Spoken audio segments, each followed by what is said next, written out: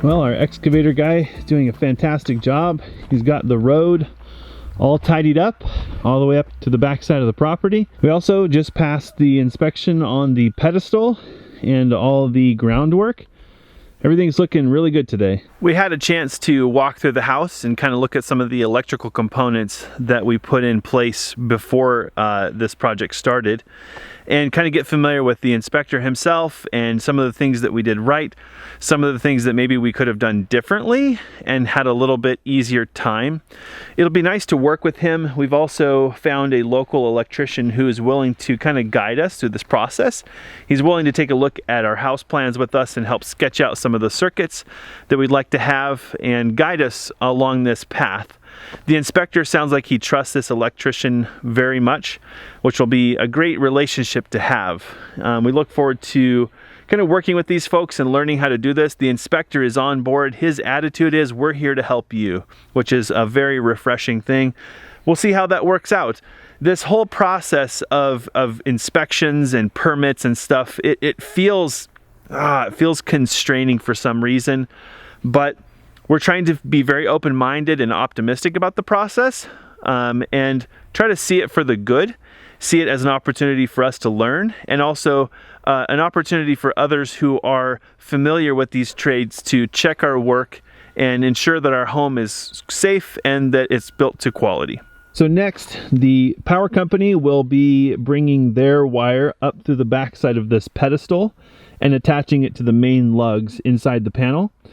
And then at some point in the future, we'll have to do a trench over to the house and bring secondary voltage inside to a panel, and that will get us power inside. Then we can work on getting everything inside wired up. It sounds like we can request inspections from the state whenever we're good and ready, and they're willing to kind of work with us and be very reasonable. But the inspector did let us know that for homeowners, they really do want to inspect everything. Not because they're trying to be overbearing, they just want to make sure that the workmanship, the material selection, and everything is appropriate for the application. One thing that we shared with the inspector was this small piece of rebar. We installed this when we poured our footings all the way back when we were doing our concrete work. It's what's called a UFER ground. Of all the people to recommend that we install a UFER ground, it was our concrete guy. He said, "Where's your UFER ground?" And I said, "A what?" So he explained to us how you have to have a piece of rebar that is tied to the cage inside your footings and that is brought up that you can tie into with a grounding wire from your electrical panel. We found out today that that's actually code, and if you don't have it, there actually isn't a very desirable plan B. They would make us re-dig a void next to our footing, that's right, next to the footing, and pour a 20-foot piece of concrete with rebar so that you can make a UFER ground. They don't allow you to retrofit a grounding rod in lieu of a UFER ground. So our concrete guy, we are hugely indebted to him for having the vision. That's not something I would have known to do. I didn't even know what it was. If you've never heard of a UFER ground, Google it and read the Wikipedia article. It's pretty fascinating.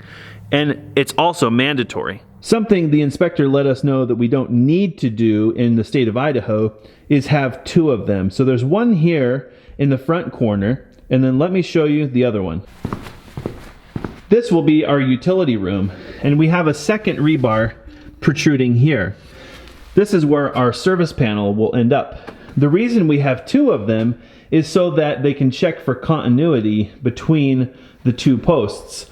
And the inspector let us know that in other states, they often require them to be at least 20 feet apart.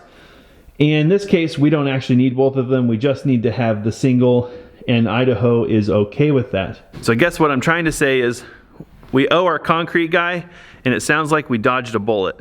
As we move forward with the SIP panels, we're going to actually have to work closely with the inspector because there will be small little electrical projects kind of woven into getting the house dried in. We've got to pull a wire up to the ridge and leave it there so that we can add ceiling fans and things later. He'll need to inspect that when it's done. So we'll be seeing a lot of him periodically as we do those little tiny phases. Yesterday, when working with the electrician who came to install our pedestal, we met a gentleman who works at this same electrical outfit who does a lot of off-grid design and installation because of where we're located. A lot of people want to move here to be off-grid.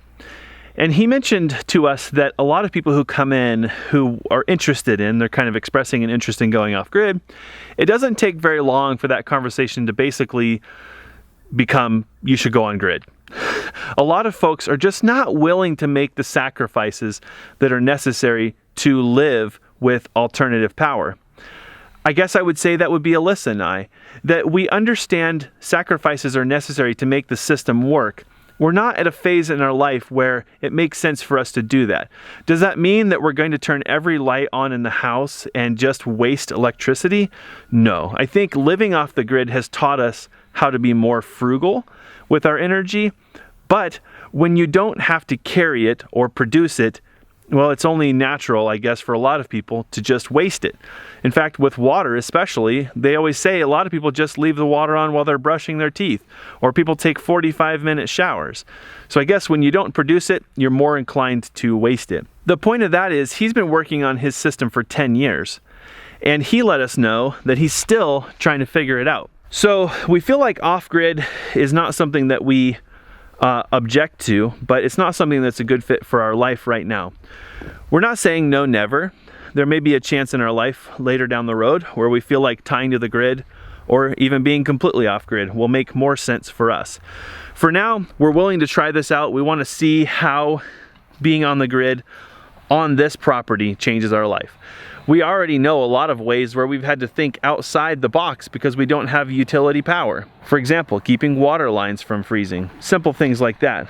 Or even filtering our hot tub, which isn't that big of a deal, but when you don't have endless power, especially during the winter, it's actually pretty challenging. So from here, we wait. We've got a few weeks where the spring breakup limits are in place on the road, and then hopefully we'll be hearing from the utility company, at which time they'll come out and connect their service, and everything will be energized. And at that point, we probably will just use electricity to keep our batteries charged.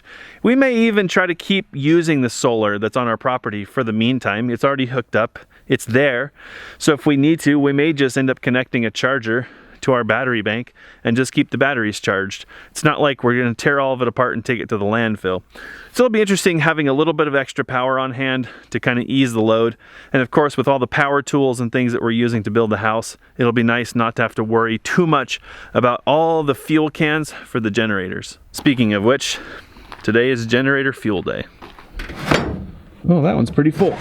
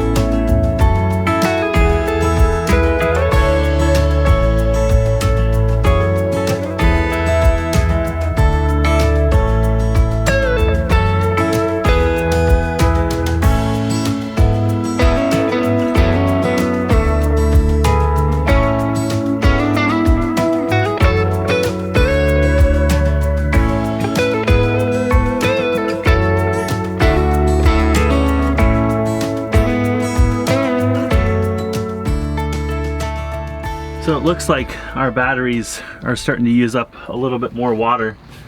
These two right here are hydrating faster, or dehydrating faster than these two.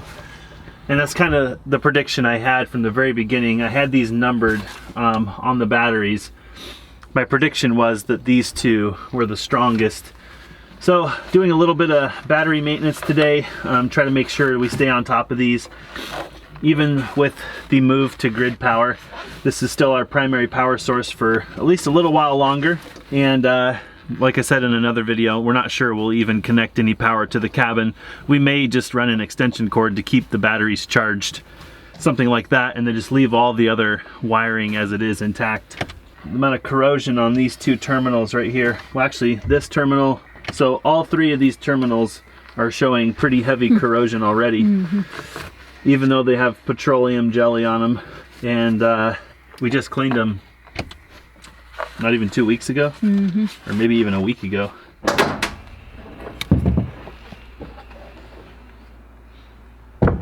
All right guys, I've got a flight lesson in about a half an hour, so Alyssa's gonna take over from here. I'll see you guys on the next video. It's time for me to do a reaction video to our new road, so I'm gonna walk this baby to the top. Holy cow, this looks incredible. Oh, there's a robin.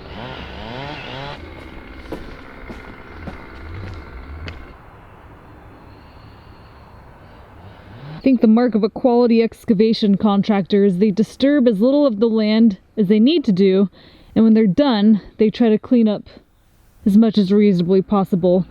If you remember, there was a road coming down through here, but the contractor has gone ahead and kind of covered this up, and he even put some of the brush back, so before too long this is going to look like he never even touched it. I think we appreciate this a lot on our own property. We try to do the same, but we appreciate it even more on our neighbor's property, because our neighbor didn't have to let us run power across his land, but he did. And for that, we want to make sure that we leave his land nicer than it was before, if that's possible. And he did have a few requests that we're trying to honor while the excavator's here, just to make his land a little bit more usable. I think all said and done, we're extremely happy with this project so far, and we're very happy that we decided to hire this portion out. Again, could we have done it? Yes. Could we have saved money doing it ourselves? Yes. But it is nice that while we were still very involved with this project and we weren't able to really work on other things 100%, we like knowing that our neighbor is comfortable with this contractor and trusts him, and that means the world to us. We definitely don't want to ruin that trust. I think he has a little bit more backfilling to do, and then this project will be donezo. So I'm gonna go ahead and check it out, and then back to timber framing.